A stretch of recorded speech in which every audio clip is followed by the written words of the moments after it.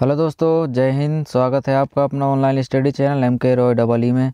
दोस्तों, आज की इस वीडियो में मैंने मध्य प्रदेश की पुलिस भर्ती परीक्षा के लिए मोस्ट एक्सपेक्टेड जीके और जीएस के क्वेश्चन की सीरीज़ को लेकर आया हूं, जो कि दोस्तों बहुत इंपॉर्टेंट और एक्सपेक्टेड होने वाले हैं। तो दोस्तों, एक एक प्रश्नों को देखने की कोशिश करिएगा। सभी प्रश्न दोस्तों बहुत महत्वपूर्ण होने वाले हैं। तो चलिए दोस्तों, समय को गवाए बिना शुरू करते हैं आज की इस वीडियो को।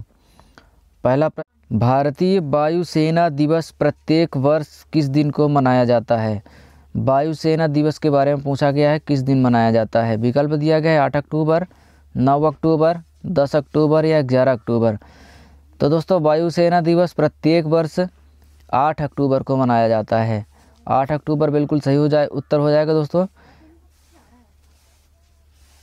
अगला प्रश्न है, सितंबर 2020 के अनुसार मध्य प्रदेश में कितने ज़िले हैं?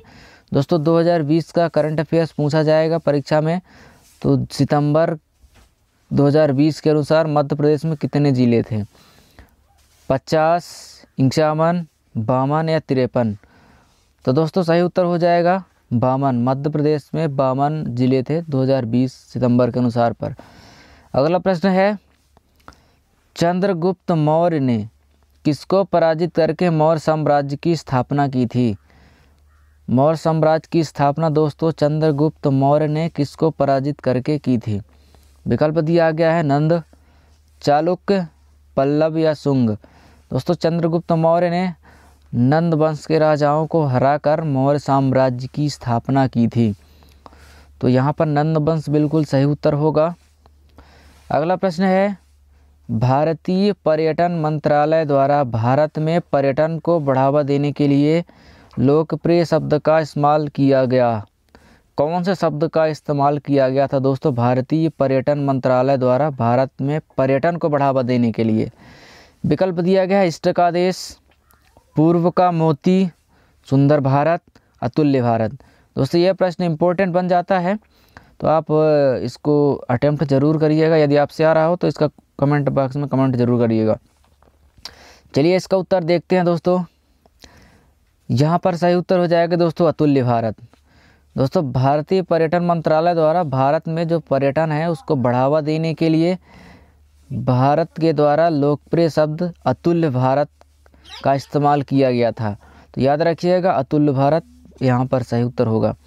दोस्तों, अतुल्य भारत जो कि 2002 से भारत में पर्यटन को बढ़ावा देने के लिए भारत सरकार द्वारा एक अंतर्राष्ट्रीय पर्यटन अभियान का नाम है, जिसको दोस्तों 2002 से स्टार्ट किया गया था। दोस्तों, एडिशनल फैक्ट आप इसका स्क्रीनशॉट ले सकते हैं। दोस्तों, मैं चैनल को स्टार्टअप कर रहा हूँ धीरे धीरे करके। यदि मेरी मेहनत कैसी लग रही है आप ज़रूर बताइएगा। और दोस्तों, मेरा प्रेजेंटेशन किस तरह जाता है आप राय ज़रूर बताइएगा। दोस्तों, यदि कुछ गड़बड़ी है तो आप कमेंट करके बताइएगा, मैं उसको सुधार करने की कोशिश ज़रूर करूँगा। दोस्तों, आपसे एक छोटा सा रिक्वेस्ट करता हूँ कि आप चैनल को सब्सक्राइब कर दीजिए और लाइक कर दीजिएगा, ताकि हमारा भी कुछ हौसला बढ़े। और दोस्तों, मैं बहुत खुश होऊंगा। चलिए आगे बढ़ते हैं। अगला प्रश्न है, निम्नलिखित में से कौन सी बीमारी विषाणु के कारण नहीं होती है? विषाणु के कारण कौन सी बीमारी नहीं होती दोस्तों? विकल्प दिया गया है एड्स, गठिया, स्वाइन फ्लू या डेंगू बुखार। दोस्तों, कौन सी बीमारी है? आप इसका उत्तर बताइएगा। चलिए इसका उत्तर देखते हैं दोस्तों। गठिया बीमारी दोस्तों ऐसी है जो विषाणु के कारण नहीं होती है। अदरवाइज एड्स भी दोस्तों वायरस के कारण होता है, स्वाइन फ्लू भी वायरस के कारण होता है, डेंगू बुखार भी दोस्तों वायरस के कारण ही होता है। जबकि जो गठिया वात होते हैं दोस्तों, ये विषाणु के कारण, वायरस के कारण नहीं होते हैं। तो सही उत्तर हो जाएगा दोस्तों गठिया। अगला प्रश्न है, प्रकाश के उद्दीपन के कारण पौधे की गति को क्या कहा जाता है? श्वसन, जियोटैक्सिस, जियोट्रोपिज्म, फोटोट्रोपिज्म। दोस्तों, प्रकाश का जो उद्दीपन होता है उसके कारण पौधे की गति को क्या कहा जाता है? तो सही उत्तर हो जाएगा दोस्तों फोटोट्रोपिज्म। दोस्तों, प्रकाश पाकर पौधे जो कि बढ़ने लगते हैं उस क्रिया को दोस्तों फोटोट्रोपिज्म कहा जाता है। आप याद रखिएगा, फोटोट्रोपिज्म यहाँ पर सही उत्तर हो जाएगा। दोस्तों, ऐसा नहीं कि आप पढ़ते टाइम, वीडियो देखते टाइम ही इसको लगाइएगा, आप इसको ध्यान भी रखिएगा और आप इनका स्क्रीनशॉट ले सकते हैं ताकि बाद में इसका उत्तर देने के लिए आपको माइंड में बना रहे। अगला प्रश्न है, एक लेंस की शक्ति की एसआई इकाई क्या है? दोस्तों ये इम्पोर्टेंट प्रश्न है और कई बार परीक्षा में रिपीट भी हो चुका है। तो यह पूछा गया है लेंस की शक्ति का एसआई मात्रक, हेटर्स, ल्यूमेन, ओम या डायोप्टर।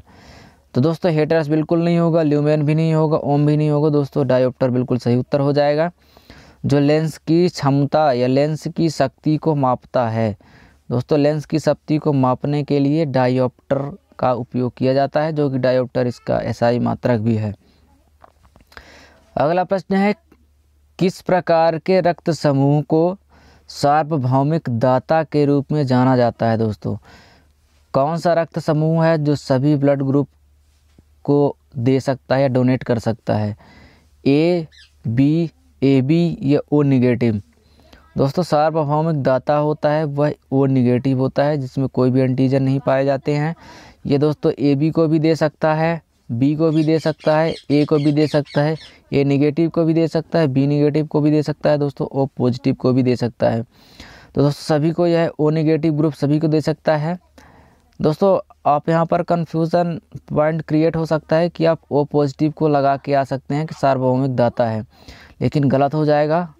आप यहाँ पर ध्यान दे दीजिएगा, O निगेटिव होता है दोस्तों, ये सार्वभौमिक दाता होता है। दोस्तों जो O पॉजिटिव होता है वो O निगेटिव वाले को नहीं दे सकता है, इसलिए यह सार्वभौमिक दाता नहीं कहा जाएगा। तो याद रखिएगा O निगेटिव यहाँ पर सही उत्तर हो जाएगा। अगला प्रश्न है, निम्नलिखित में से पौधे का कौन सा भाग यौन प्रजनन में भाग लेता है? पौधे का कौन सा भाग दोस्तों यौन प्रजनन में भाग लेता है? साइंस से प्रश्न है, फल और पुष्प, केवल पुष्प, पुष्प बीज और फल, या फल शाखा और बीज? दोस्तों पौधे का कौन सा भाग है? तो यहाँ पर सही उत्तर हो जाएगा पुष्प, बीज और फल। दोस्तों ये तीनों यौन प्रजनन में भाग लेते हैं और दोस्तों नया पौधा बनाने में काम आते हैं, खाना बनाने में काम आते हैं दोस्तों। पुष्प, बीज या फल नया फल क्रिएट करने में काम आता है दोस्तों। अगला प्रश्न है, अधिकांश अंगूरों में कौन सा अम्ल मौजूद होता है? दोस्तों अंगूर में पूछा गया है कौन सा अम्ल मौजूद होता है। विकल्प दिया गया, हाइड्रोक्लोरिक और सल्फ्यूरिक अम्ल, नाइट्रिक और सल्फ्यूरिक अम्ल, टार्टरिक और मौलिक अम्ल, एसिटिक अम्ल और नाइट्रिक अम्ल। दोस्तों अंगूरों में पूछा गया है कौन सा अम्ल होता है, तो सही उत्तर हो जाएगा दोस्तों टार्टरिक और मौलिक अम्ल। दोस्तों अंगूरों में टार्टरिक और मौलिक अम्ल उपस्थित होता है, तो याद रखिएगा टार्टरिक अम्ल और मौलिक अम्ल बिल्कुल सही उत्तर होगा।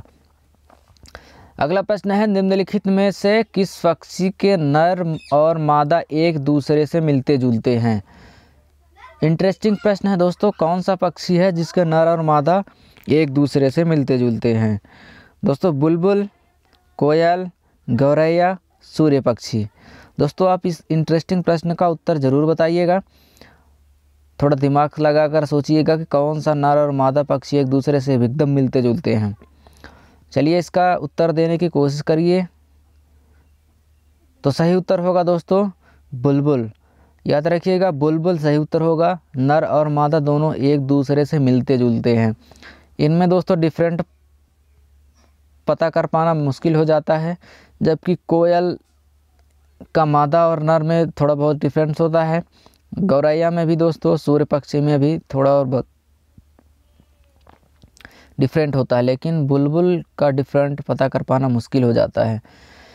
प्रकाश का इसके रंगों में विखंडन होने को किस रूप में जाना जाता है? प्रकाश जो है अपने अलग अलग रंगों में विखंडित हो जाता है, यह कौन सी प्रक्रिया कहलाती है? पूर्ण आंतरिक परावर्तन, अपवर्तन, विवर्तन या प्रकीर्णन? तो दोस्तों प्रकाश का अपने रंगों में विखंडित होने की प्रक्रिया कहलाती है। दोस्तों इसके उत्तर में थोड़ा मिसप्रिंट हुआ है, यहाँ पर पूर्ण आंतरिक परावर्तन नहीं होगा, यहाँ पर हो जाएगा प्रकीर्णन।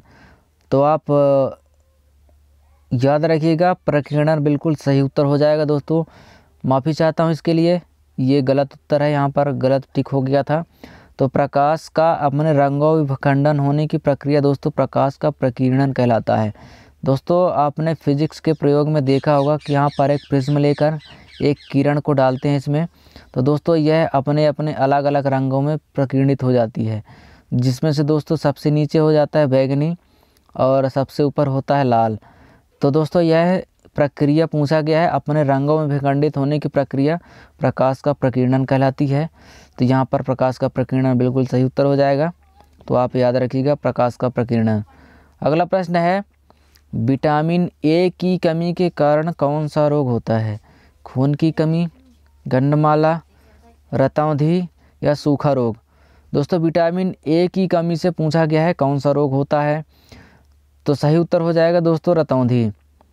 आपको पता होगा विटामिन ए की कमी से रतौंधी होता है, तो याद रखिएगा रतौंधी रोग यहाँ पर सही उत्तर हो जाएगा। अगला प्रश्न है, विद्युत धारा के उत्पादन के लिए उपयोग किए जाने वाले उपकरण को क्या कहा जाता है? दोस्तों करंट के उत्पादन किया जाता है किस उपकरण से? जनरेटर, गैल्वेनोमीटर, एमीटर या मोटर? दोस्तों विद्युत धारा का उत्पादन किया जाता है जनरेटर के द्वारा, याद रखिएगा जनरेटर सही उत्तर हो जाएगा दोस्तों।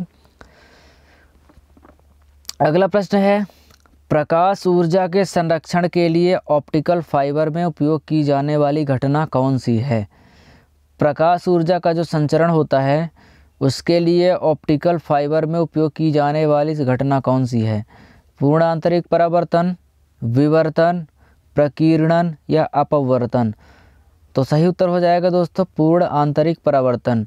प्रकाश ऊर्जा के संचरण के लिए पूछा गया है। ऑप्टिकल फाइबर होती है दोस्तों जिसके अंदर ये होती हैं, जिसमें पूर्ण आंतरिक परावर्तन की घटना होती है, जिसमें से दोस्तों यहाँ पर प्रकाश डाला जाता है, तो दोस्तों पूर्ण आंतरिक परावर्तन होकर पूरी प्रकाश यहाँ पर निकलती है। तो दोस्तों प्रकाश का संचरण इसी माध्यम से होता है, जिसमें से दोस्तों पूर्ण आंतरिक परावर्तन हो जाता है। तो सही उत्तर हो जाएगा दोस्तों पूर्ण आंतरिक परावर्तन। अगला प्रश्न है, इलेक्ट्रिक बल्ब का फिलामेंट किससे बना होता है? दोस्तों जो बल्ब होता है, इलेक्ट्रिक बल्ब होते हैं, इसका फिलामेंट पूछा गया है किस धातु का बना होता है? दोस्तों ये जो फिलामेंट होता है ये वाला, ये किस धातु का बना होता है? तो दोस्तों ये बना होता है टंगस्टन धातु का, याद रखिएगा टंगस्टन धातु का बना होता है, तो सही उत्तर हो जाएगा टंगस्टन।